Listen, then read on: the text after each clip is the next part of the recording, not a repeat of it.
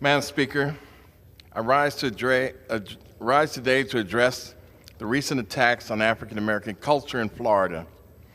Recently, Governor Ron DeSantis blocked a new advanced placement course on African American studies. The course was inclusive of study of African American culture that included literature, the arts, politics, science, and even geography. In addition, it included discussions about the Black struggle in modern America.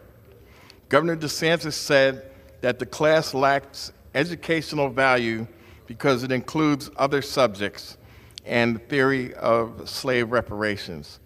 Clearly, Governor DeSantis believes education should reject any content that allows students to think for themselves. And he wants Americans to think about nothing bad ever happened in American history. That does not sound like education to me. It sounds like indoctrination. And it should not be welcome anywhere in America. Wokeness on the Republican side has become a new word, a code word. The gentleman's time has expired. Let's eradicate that position, and I yield back. Everyone, how y'all doing? Great. How y'all doing? Great. Everybody good? Yes, sir. So thank you all so much for being here. I'm smiling because I'm standing here in love and joy with my colleagues in the House to protect and preserve Black history, to protect and preserve love for Black people, and by the way, love for all history and love for all people. Because Black history is American history, and American history encompasses the history of everyone. And I want to speak directly to the Republican Party. I'm smiling on them as well because some of the things they say and do, you gotta laugh to keep from punching somebody in the face or to keep from crying. The Republican Party and Ron DeSantis, do me a favor. Pick up a book and read a book. Read a couple of books. Read an African American history curriculum so that you can understand that the birth of European history started on a continent in Africa. And we know that you are trying to erase that history because you don't want Black people to have knowledge of self. You want to keep us dumb, deaf, and blind so that you can oppress, suppress, and control us. But guess what, DeSantis and Republican Party? It ain't happening. We ain't going back to slavery, where it was illegal for us to learn how to read and write. And when we tried to learn how to read and write, you chased us, raped us, and lynched us. We're not going back to slavery, Ron DeSantis. We ain't going back to Jim Crow. We ain't going back. This isn't Make America Great Again to be the kind of America you wanted it to be. We are standing here enlightened, empowered, and we are woke as hell. Woo! Yes, sir. So you can try to continue with your anti-woke agenda, but the only people who ain't woke is you. You on the House floor today trying to kick my sister Ilhan Omar off the Foreign Affairs Committee, the first African refugee to be elected to Congress, speaking truth to power and uplifting our entire nation by holding us accountable to our ideals as a nation. You are scared of that truth. That's why you continue to live a lie. On the House floor today, you are equating socialism with communism and dictatorship. That's not even what socialism is. But if y'all read books, you would know the difference. You would know that before we came to this country, we were kings and queens, never porch monkeys. There were empires in Africa called Kush, Timbuktu, where every race came to get books to learn from Black teachers who taught Greeks and Romans, Asian, Arabs, and gave them gold when gold was converted to money, it all changed. Money then became empowerment for Europeans. And you're still using that money to oppress us under the thumb of plantation capitalism. We know your game, and we're calling your game out. And that's why we're not introducing 1 bill, but 3. And my bill, the African American History Act, is a bill we are going to push hard through the House. And we have a Senate co-lead, Senator Cory Booker. Thank you to my brother over there. And I'm so happy to be joined by other members of the House who are not members of the CBC, who are speaking with us on this very important issue. So, Republican Party, Ron DeSantis, read a damn book or 2, and you won't be scared of knowledge. Knowledge is power. It uplifts humanity. When we have more knowledge, we make better decisions. And then we can solve humanity's most pressing issues like hunger and climate change and homelessness and poverty and all the stuff you don't want us to solve because you just want to remain in power. Stop lying, read a book, and you are never, ever, ever going to take us back to slavery and Jim Crow, and Yes, you sir. are never going to kill us. We don't die, we multiply. Yes, sir. Get up out of here with your nonsense. And it is my honor to introduce the chairman of the CBC, my brother Stephen Horsford. Thank you so much. Thank you, Mr. Chairman, and appreciate y'all being here today. Unemployment insurance programs are essential to emergency lifelines. Obviously, when the pandemic hit and millions of Americans could not work, Congress passed expanded unemployment benefits to keep people fed, keep people housed. Government did its job. But it quickly became obvious that without functional state infrastructure, which we've spoken about a little bit, to distribute it, that aid can and a lot of times can get wasted. That's where a lot of waste, fraud, and abuse really stems from. And we have to talk about these antiquated state unemployment insurance systems wasting the time and abusing people who are facing hard times. I want to return quickly to a question that my colleague from Arizona had brought up. He seemed pretty specifically concerned with the state of California's unemployment system. Mr. Shoemaker, you indicated that identity theft was one of those issues. Would you say this issue was unique to California, or did many states experience this problem with identity theft verification? I believe Mr. Turner was speaking about unemployment insurance relative to California. For SBA, though, the EIDL program did experience identity theft. I'd be happy to speak to that, but I think the question about California is down to Mr. Turner. Yeah, Mr. Turner.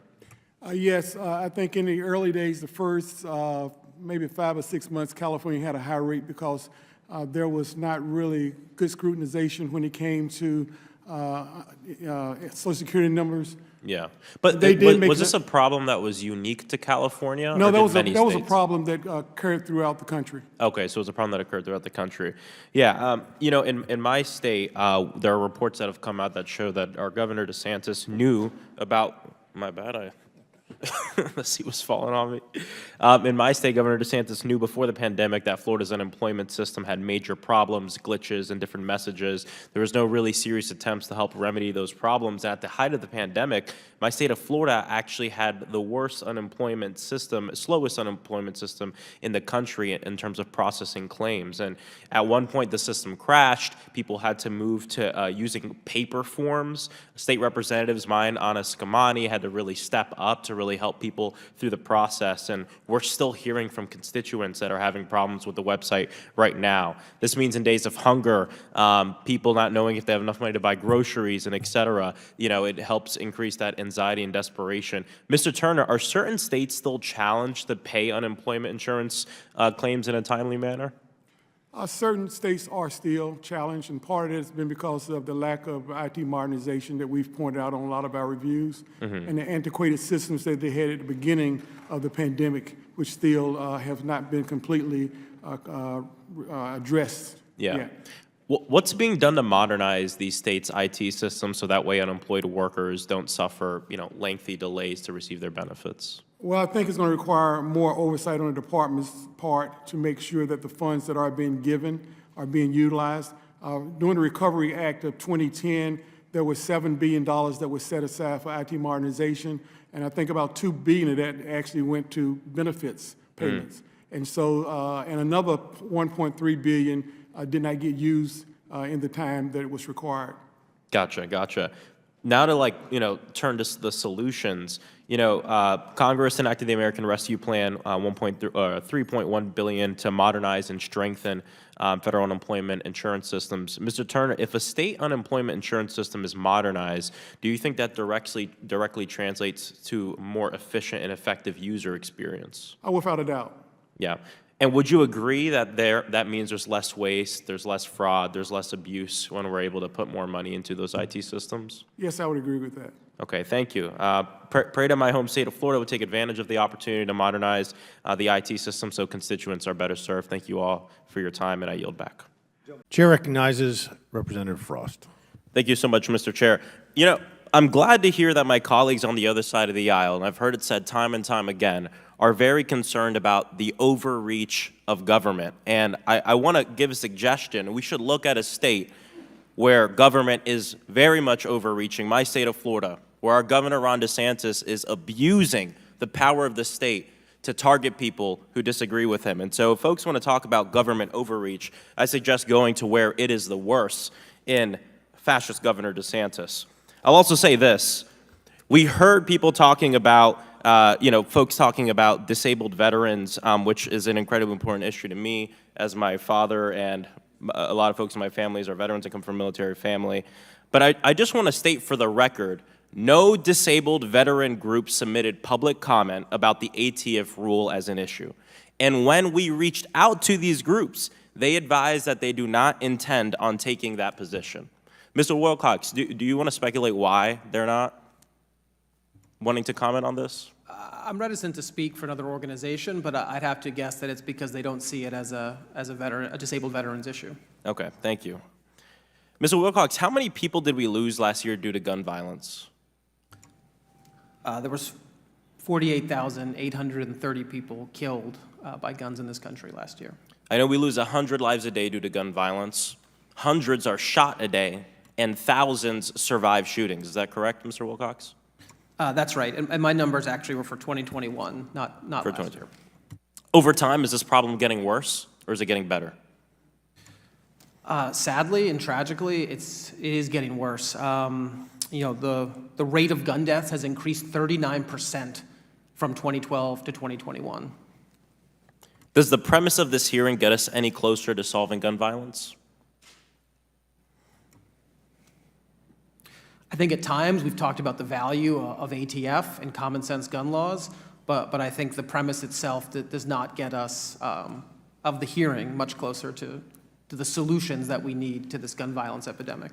I just heard one of my colleagues bring up the fact that this hearing's about a brace and it's not about gun violence or victims or anything like that. And I think it goes to show just how much people don't understand what it means to take a step back and look at an issue holistically.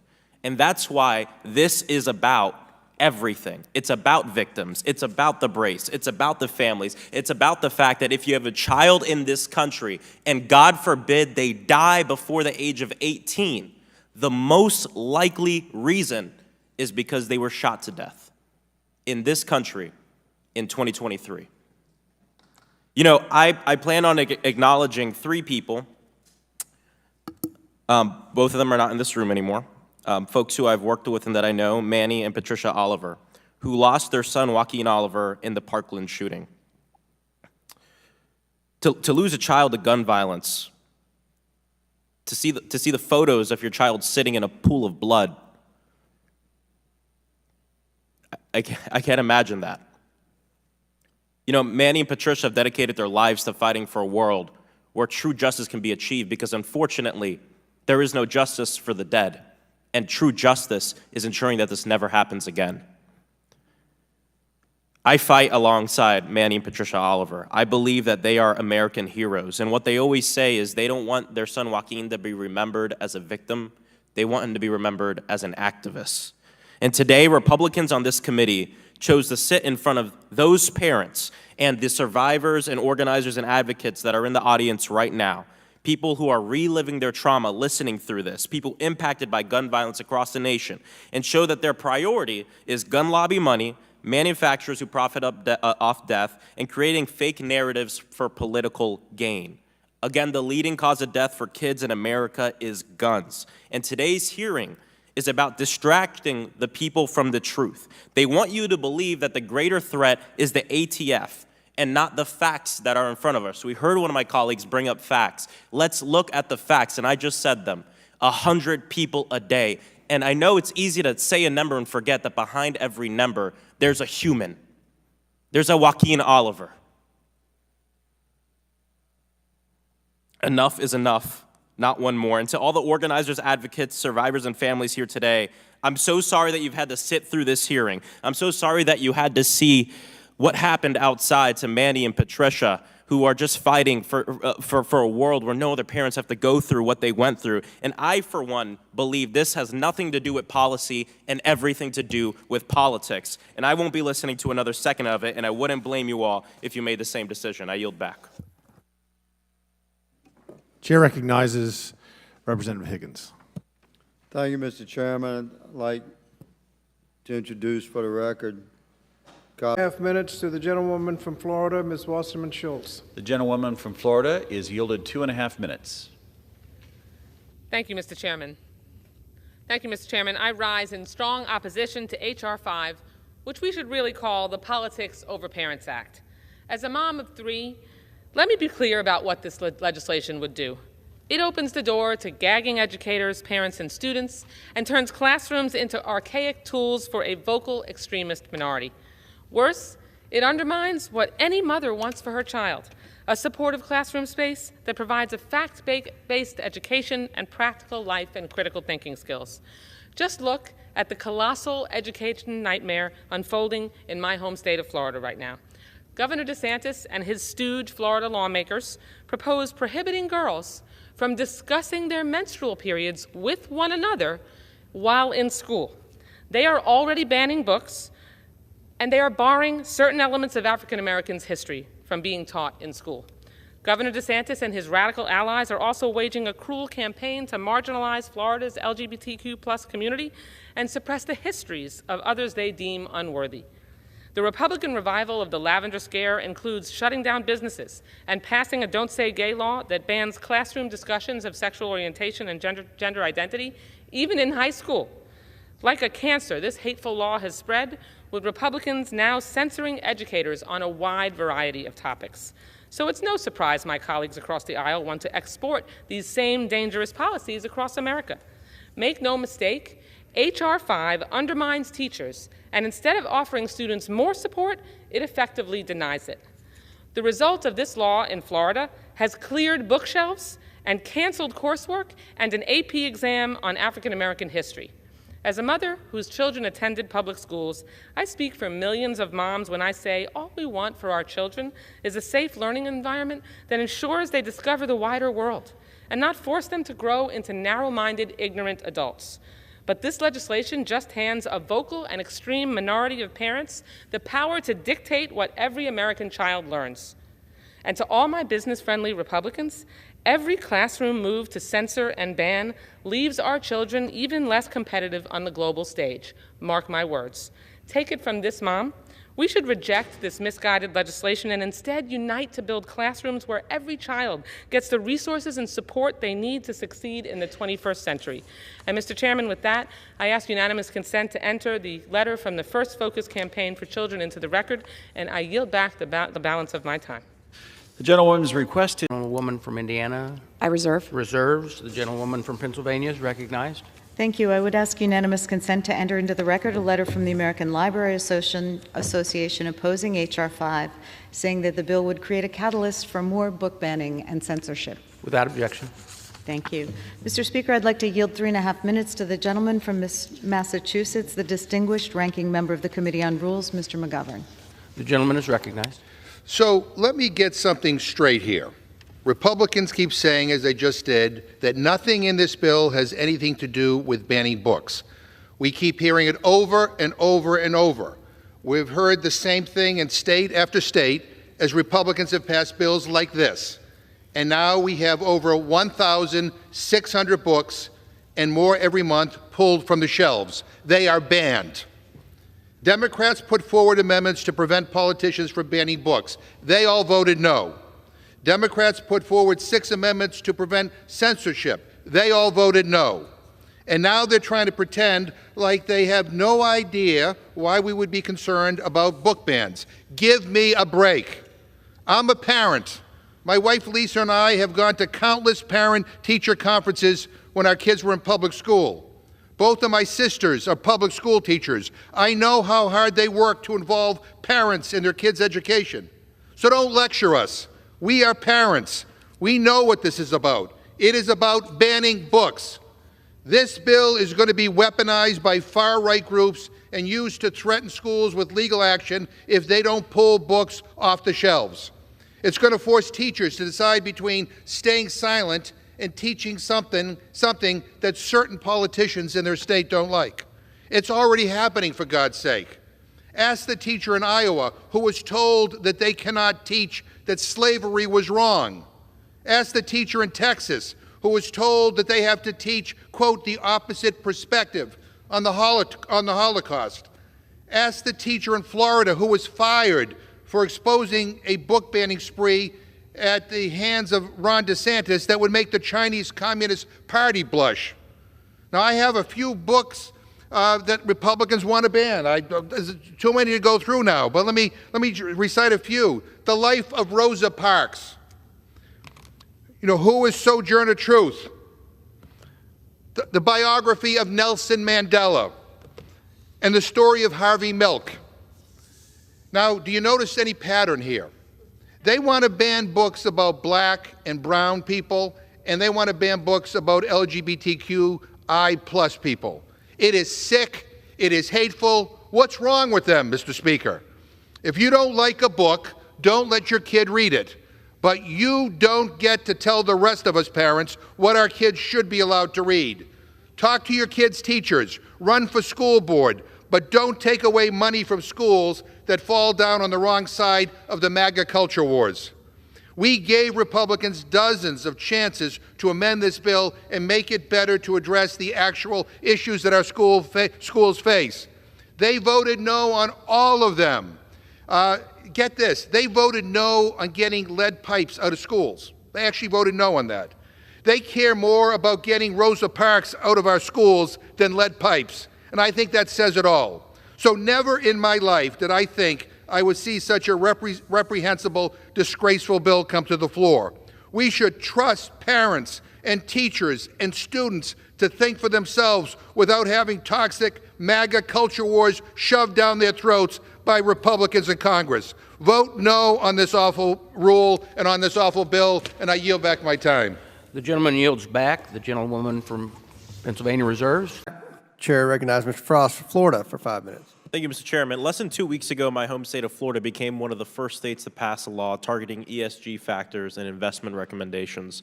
Just like other anti-woke witch hunts, the Florida legislature and governor are hoping to take their campaign of environmental negligence, social oppression, and incompetent governance to the national level.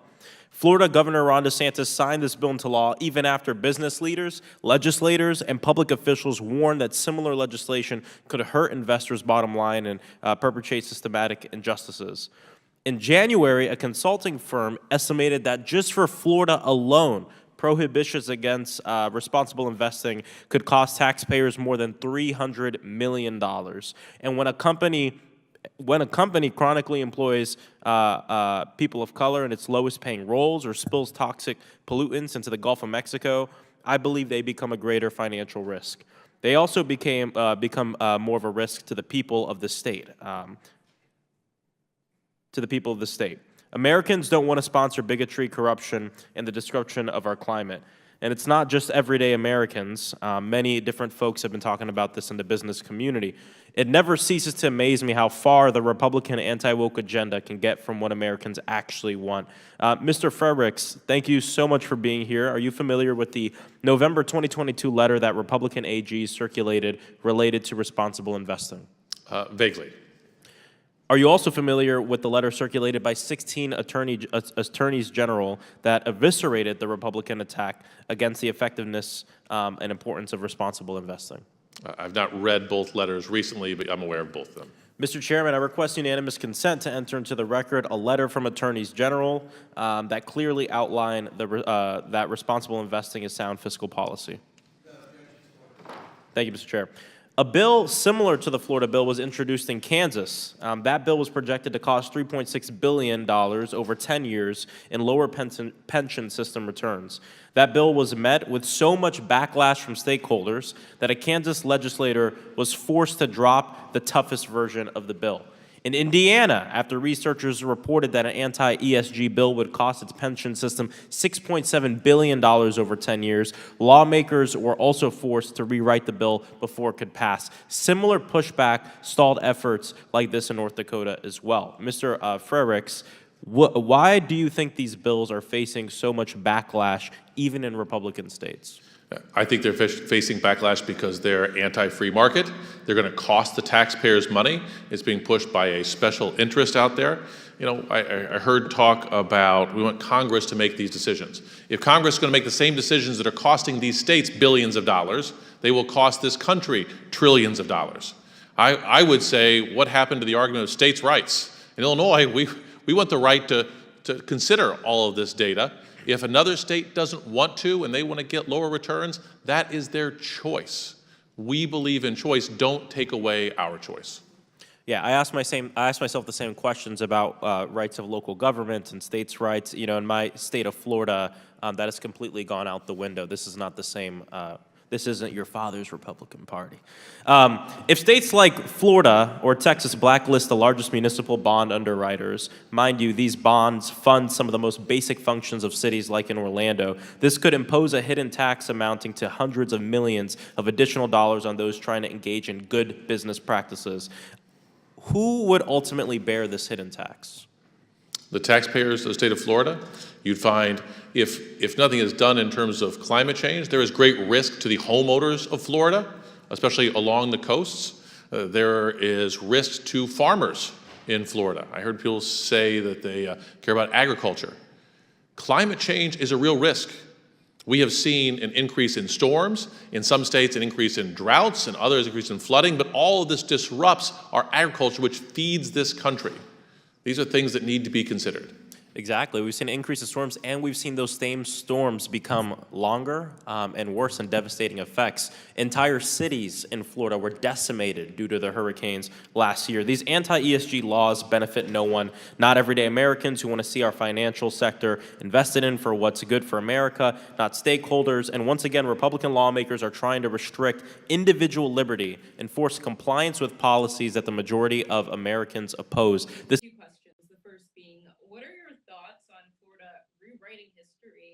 and teaching students that Black people benefited from slavery?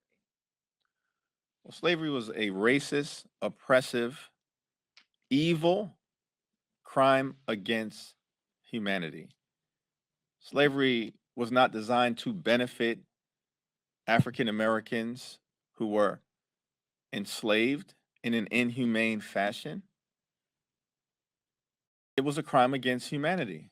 It involved rape and kidnap and torture and lynchings and exploitation and family separation.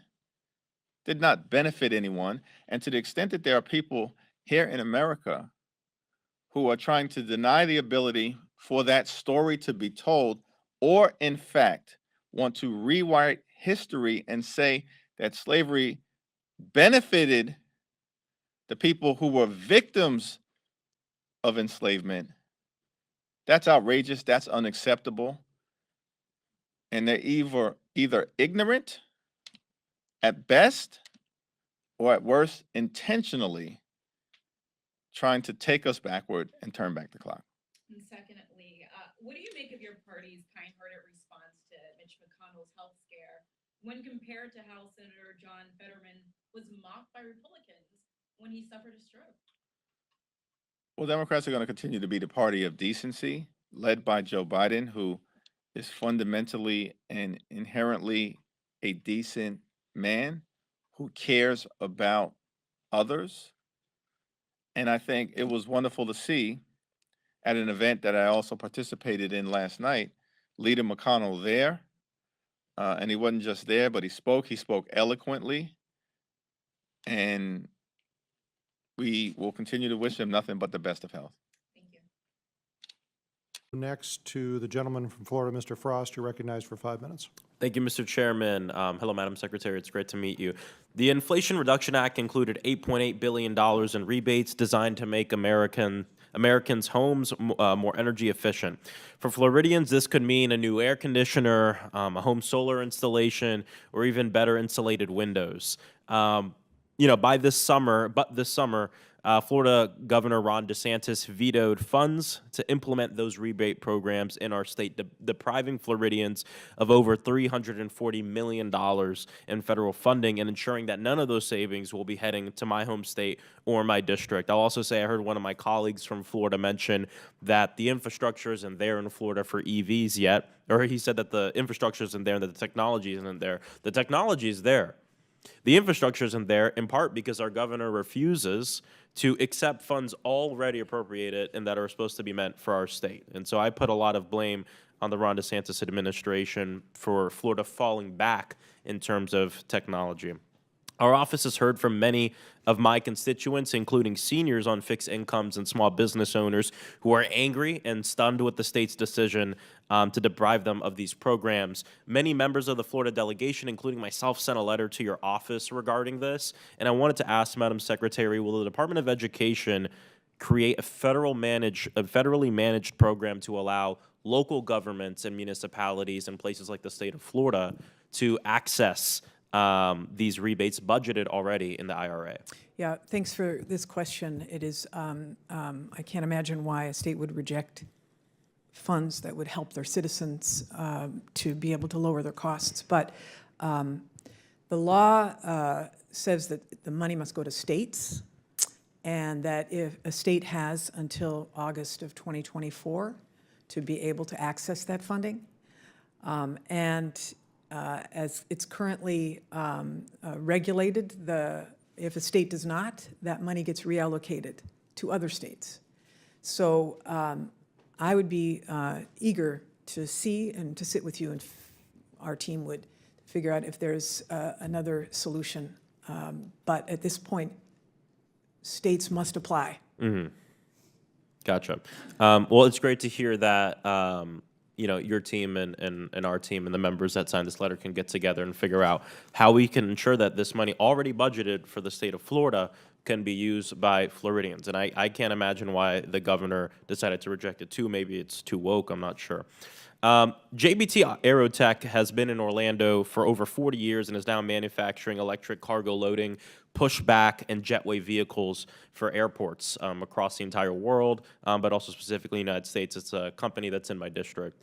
Something they mentioned is ever since the IRA came out, they've seen exponential growth in the amount of electric jet bridges, cargo pushing vehicles, pushback vehicles that are being ordered by their clients.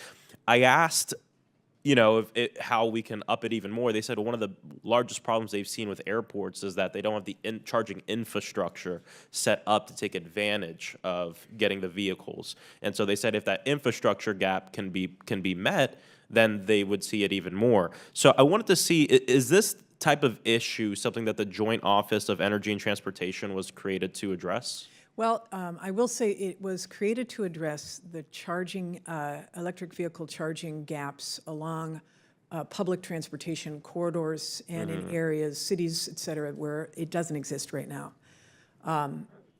However, I do think that if this piece of infrastructure gap for airports, for example, exists, then I think I would put it back to Congress to say that there might be a way to plus up this. I mean, the ideal is that we want to create charging everywhere, including a grid that can handle the charging everywhere.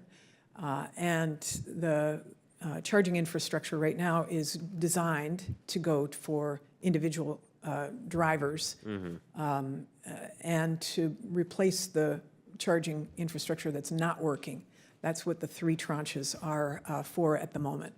What are some other ways that DOE is working with other agencies to meet the administration's vital goal of net zero emissions by 2050? Oh, we're working all across the government. It is a whole of government approach. We have a cabinet that is focused on this, that includes a sub-cabinet, which includes the Department of Energy, Department of Agriculture, the EPA, Treasury. I mean, all of the agencies that have a chunk of this very important commerce, of this very important part of our, of our ecosystem.